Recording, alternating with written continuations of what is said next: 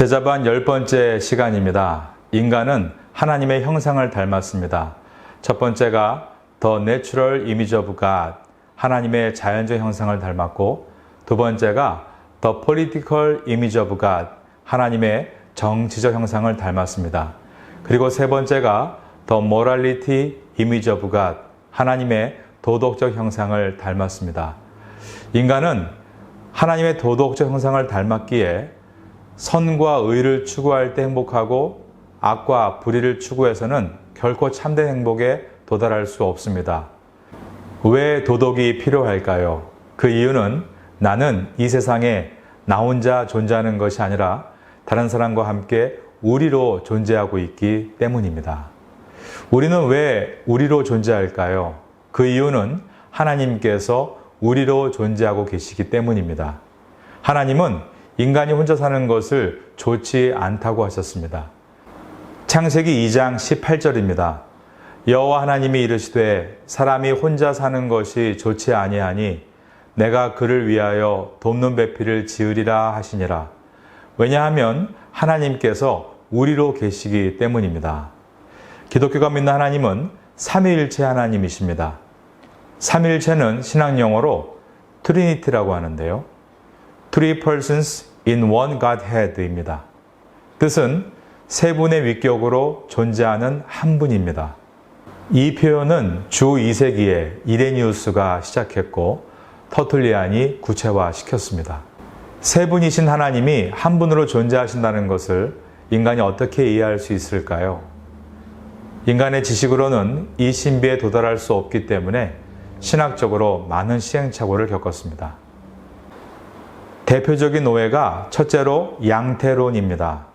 3세기 중엽의 사람 시벨리우스는 하나님은 한 분이신데 구약에서는 성부 하나님으로, 사복음서에서는 성자 예수님으로, 그리고 사도행전부터는 성령 하나님으로 한 분이 여러 양태로 나타나신 것뿐이다 라고 말했습니다. 그래서 양태론이라고 합니다. 그러나 이것은 삼위일체의 진리를 잘못 오해한 것이죠.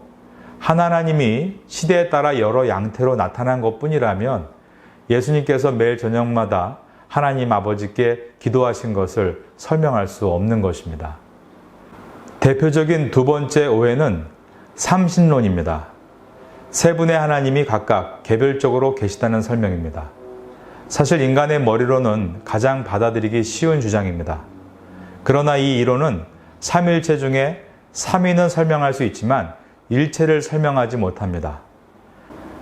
마지막 대표적인 세 번째 오해는 일신론입니다. 교회 다니시면서 이렇게 이해하고 계신 분들이 있는데요. 성부 하나님만 신이시다라는 주장입니다.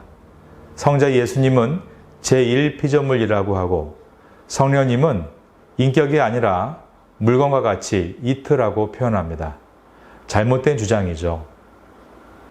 주후 381년 니케아 콘스탄티노플 회의에서 삼위일체를 천명합니다. 그런데 그 당시 동방교회와 서방교회의 생각이 갈라져서 동방교회는 삼신론으로 기울고 서방교회는 일신론으로 기울게 됩니다. 그렇다면 비블리컬 트리니티, 성경적인 삼위일체는 어떤 것일까요? 세 변의 길이와 내각이 같은 정삼각형을 그리고 각 꼭지점에 성부, 성자, 성령이라고 적습니다. 그리고 가운데 하나님이라고 적습니다. 그리고 나서 성부는 하나님이시고 성자도 하나님이시며 성부도 하나님이시다라고 표기합니다. 그 다음에는 성부는 성자가 아니시며 성자는 성령이 아니시며 성령은 성부가 아니시다. 이와 같이 독립적으로 표현하는 것입니다. 이것이 삼위일체를 진리를 어그러뜨리지 않고 가장 무난하게 표현할 수 있는 방법입니다. 삼위일체는 인간의 머리로 이해할 수 없는 깊은 진리이기 때문에 우린 늘 말씀을 읽을 때 겸손한 마음으로 읽어야 합니다. 왜 우리가 삼위일체를 이해하지 못할까요?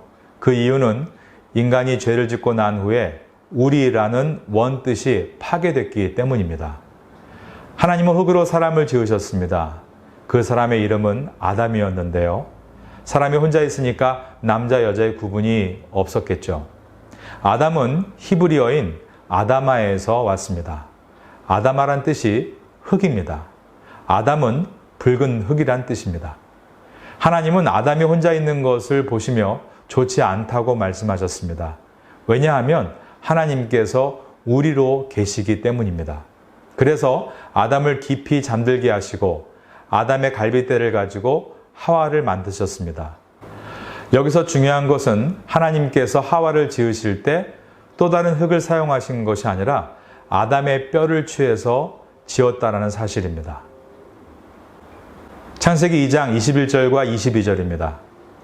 여호와 하나님이 아담을 깊이 잠들게 하시니 잠들매 그가 그 갈빗대 하나를 취하고 살로 대신 채우시고 여호와 하나님이 아담에게 취하신 그 갈빗대로 여자를 만드시고 그를 아담에게로 이끌어 오시니 그러므로 아담은 여자를 보자마자 이런 고백을 합니다. 아담이 이르되 이는 내 뼈 중에 뼈요 살 중에 살이라 이것을 남자에게서 취하였은즉 여자라 부르리라 하니라. 이 표현은 무슨 표현인가요? 당신은 바로 나입니다 라는 표현입니다. 그렇죠. 두 사람이지만 한 몸에서 시작된 것이니까요. 성이 다른 남자와 여자이지만 그들은 하나입니다. 그러므로 처음 인간이 죄를 짓기 전에는 하나님의 형상을 따라 지음받은 인간은 우리라는 개념을 잘 알고 있었습니다.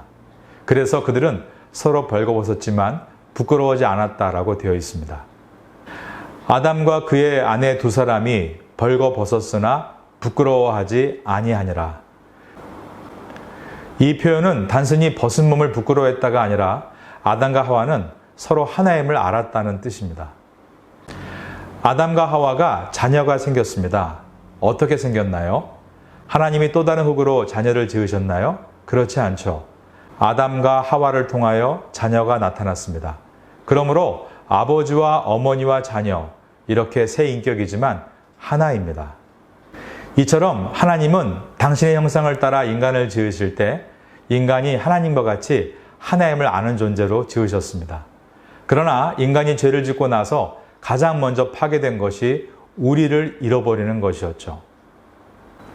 그러므로 신앙의 회복이란 우리라는 개념이 회복되는 데 있습니다.